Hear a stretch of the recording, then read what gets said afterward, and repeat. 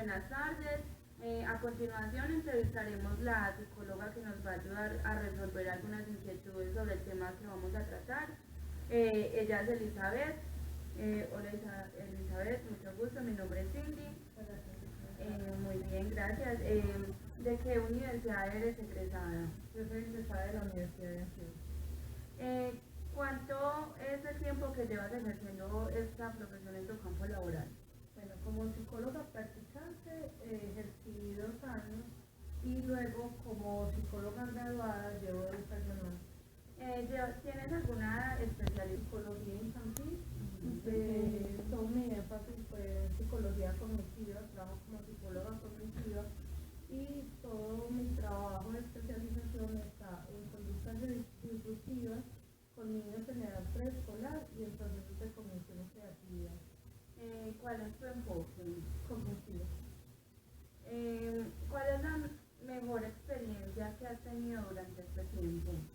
Bueno, lo primero es en consulta el acompañamiento que uno puede hacer a las personas frente a las dificultades que se les están presentando y cómo con la asesoría que tú prestas en el día a día les puedes ayudar como a salir de esas dificultades, obviamente teniendo en cuenta que la mayor parte del trabajo psicológico lo hacen los pacientes y que uno solamente lo que hace es un acompañamiento y un direccionamiento de la terapia que está haciendo.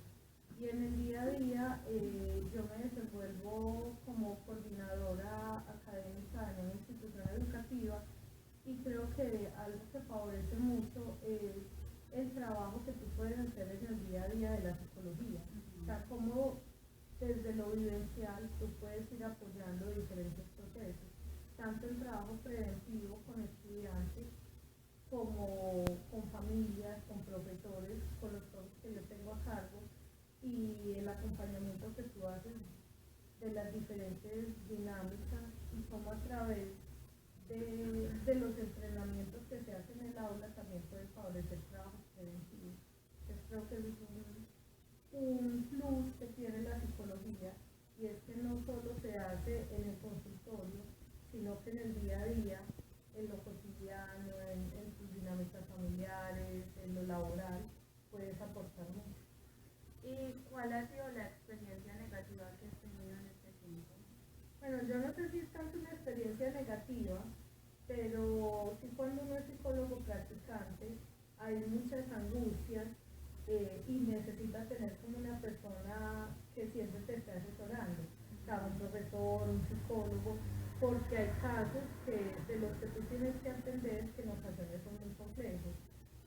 Para mí la experiencia como más dura en el campo de psicología fue el acompañamiento a un estudiante con alta depresión en la universidad que tuvo más o menos 3 o 4 intentos de suicidio. Entonces, el de pronto no estar preparado por la formación al iniciar una práctica pedagógica pues sí, y desde la psicología para afrontar casos tan fuertes hace que para uno también sea angustiante inicialmente, ¿cierto? Pero para mí lo que sirvió muchísimo fue el tener el apoyo de un muy buen asesor, de un profesional que me favoreció mucho como ese acompañamiento. Bueno, buenas tardes, seguimos aquí con las preguntas con la psicóloga Elizabeth. Mucho gusto, mi nombre es Fabián. Mucho gusto. Bueno, sigamos con las preguntas.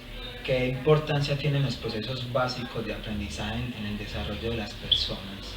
Bueno, muchísimos, porque es a través de procesos como la percepción, como la atención, la memoria, que el individuo puede ir comprendiendo su entorno y puede ir sabiendo cómo desenvolverse en él. Entonces, con esos procesos básicos es que él puede interactuar, puede saber hacer un reconocimiento de los estímulos que tiene a su alrededor, por ejemplo, a través de la percepción. Puede recuperar después información que lo hace a través de la memoria, puede establecer una atención o seleccionar unos estímulos que requieren determinado momento, que lo hace a través de la atención, puede poner en juego eso que va aprendiendo en la interacción con los demás a través del lenguaje y puede desarrollar otros procesos que le permitan conocer su entorno, pero como funciona en dos vías, a la vez es conocerse a sí mismo y como los diferentes estímulos también internos van generando pues como unos procesos. Correcto, bueno, y enfocándonos un poquito más en la memoria, ¿cómo afecta la memoria a la percepción de la realidad de cada individuo? Es decir, los recuerdos de cada persona, ¿cómo afectan la percepción del presente en cada persona? Bueno, con relación a la memoria, entonces, hay varios tipos de memoria, ¿cierto? Una memoria que es a corto plazo, una memoria que es a largo plazo y una memoria que es operativa. Cuando hay dificultades frente a la percepción, en ese recoger los diferentes insumos a través de los sentidos, que es lo que hace la percepción, si hay una dificultad para coger esa percepción, después va a haber una dificultad para el almacenamiento o para poder procesar esos diferentes estímulos que se está recibiendo, ¿cierto? Tú decías ahorita que cómo afecta, por ejemplo, con los primeros recuerdos o algo. Correcto. Pues depende mucho de cada sujeto, porque las diferentes experiencias pueden marcar y pueden influir en ese almacenamiento de los recuerdos. Bueno, entonces podríamos continuar hablando sobre la memoria. Y en este caso me refiero a en qué parte, qué etapa de la edad la memoria puede empezar a causar traumas. Me refiero a que si en el primer año de vida recuerdos o traumas en el niño pueden afectar la adultez. Bueno, si hay una dificultad en alguna parte pues, del cerebro que afecte, o si hubo un trastorno, un golpe o alguna cosa marcada que afecte la memoria, entonces siempre va a depender esas consecuencias posteriores también del momento en el que pasaron, ¿cierto? Y que hay una memoria retrógrada, una amnesia anterógrada. Generalmente la implicación o el impacto siempre va a depender de la edad en la que se presente. Cuando el golpe o el trauma se presenta en edades muy tempranas, generalmente por los procesos de plasticidad cerebral, puede haber una mejor recuperación de los procesos que si pasa en edades adultas. Pero si el impacto también depende de la intensidad de la lesión que se haya sufrido, de las terapias o de la ejercitación pues, que se puede hacer para recuperar como ese tipo de procesos y de las implicaciones como emocionales que haya habido. Entonces por eso es muy importante que cuando haya dificultades o haya un traumatismo en procesos de memoria que afecten pues la memoria, se haga una intervención y una terapia que permita, sobre todo en los niños pues tan pequeños, que no haya una mayor afectación en procesos superiores en la edad adulta o posteriores. Pero sobre todo cuando son tan pequeños, hay que esperar a ver pues cómo incide e ir haciendo unos seguimientos para tratar de que las consecuencias se puedan disminuir al máximo. Bueno, enfocándonos un poco más en la atención, ¿en qué momento podríamos hablar de un déficit de atención? Si hay un problema como tal y no que es un evento normal. En general o Sí, en los niños. en general, ¿en qué momento podríamos decir que en realidad hay un problema con el niño, con el adulto de un déficit de atención en diferentes campos? ¿En qué momento podríamos decir que es totalmente normal y que puede pasar y no hay ningún problema?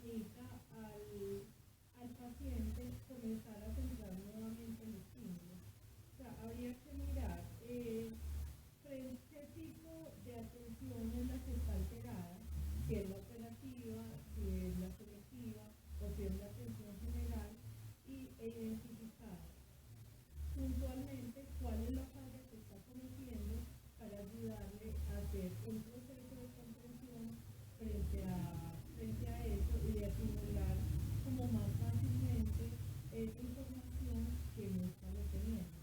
¿Qué hay que tener ahí, por ejemplo, en cuenta? Que para la atención es cómo se está llevando, cómo está llegando ese estímulo. Si ese estímulo al que se le está dificultando es porque sea auditivo, o si la dificultad es para centrar el estímulo dentro de lo visual, o dentro de lo perceptivo.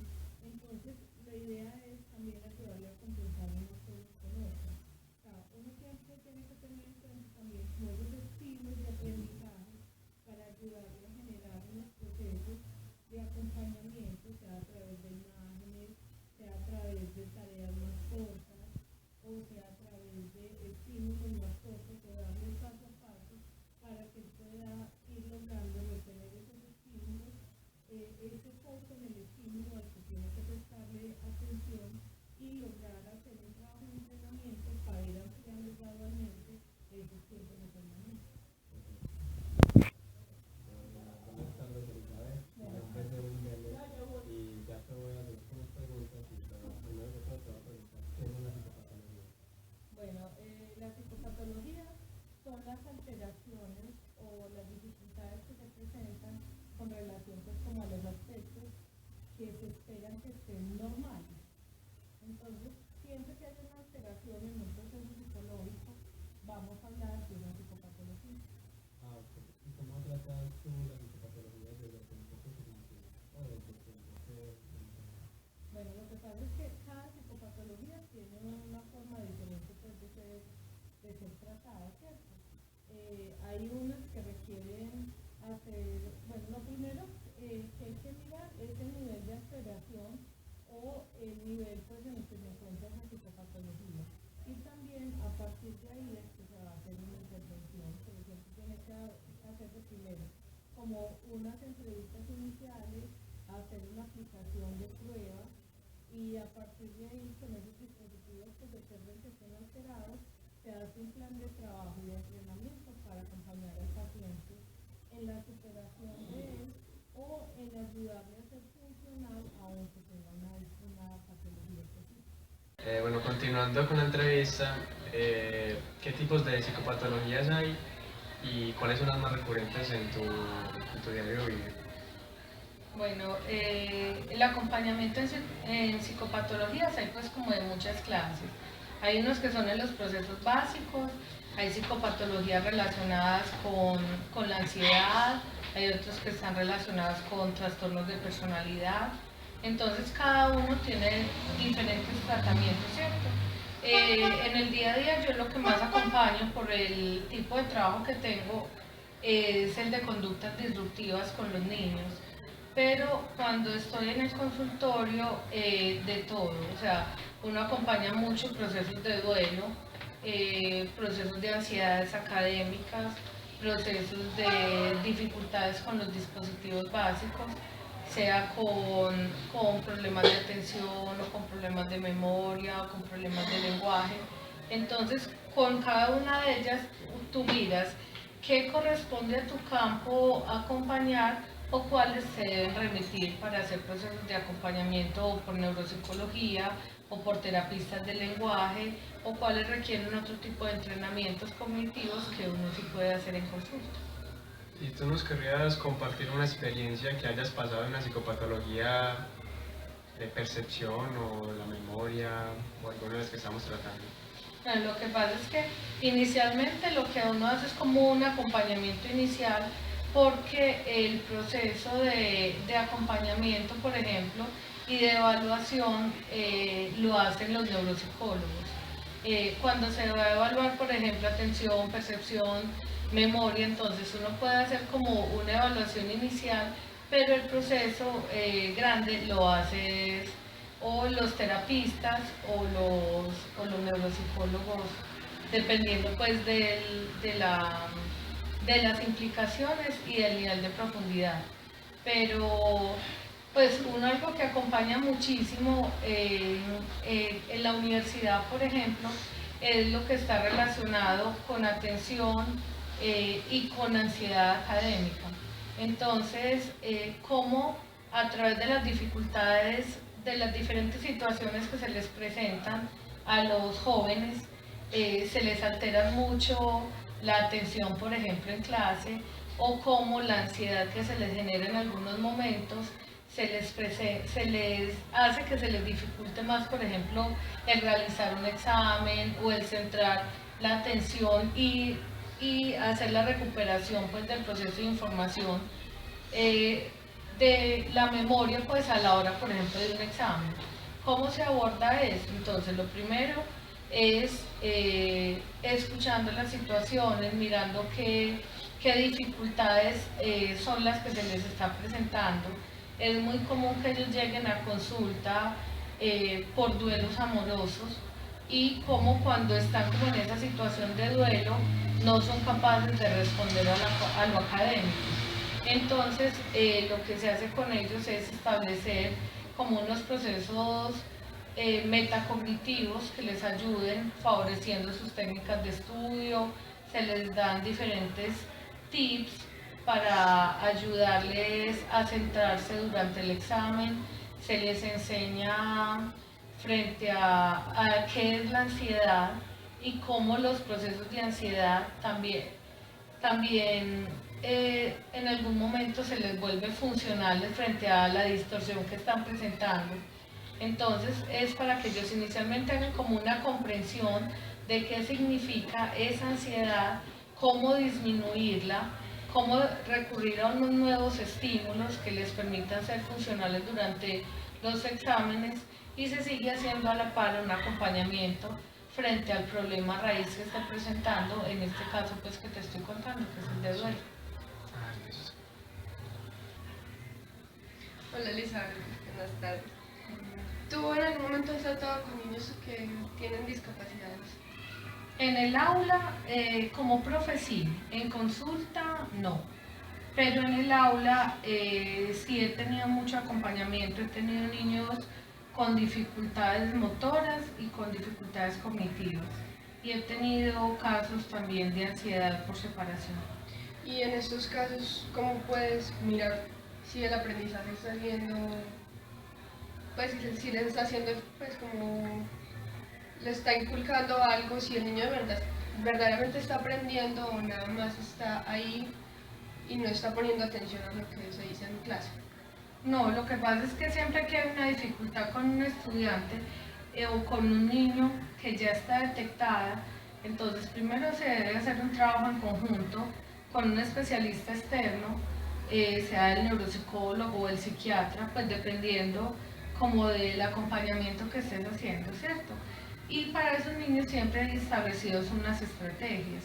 Hay que hacer un acompañamiento cercano y en cada uno de los casos se debe establecer las estrategias que les permitan el acercamiento al aprendizaje. ¿Qué se tiene que hacer siempre? Unas adaptaciones de acceso o unas adaptaciones curriculares que le permitan a los niños dar cuenta de ese avance en sus procesos, no comparándolos con los otros, sino con sus avances personales.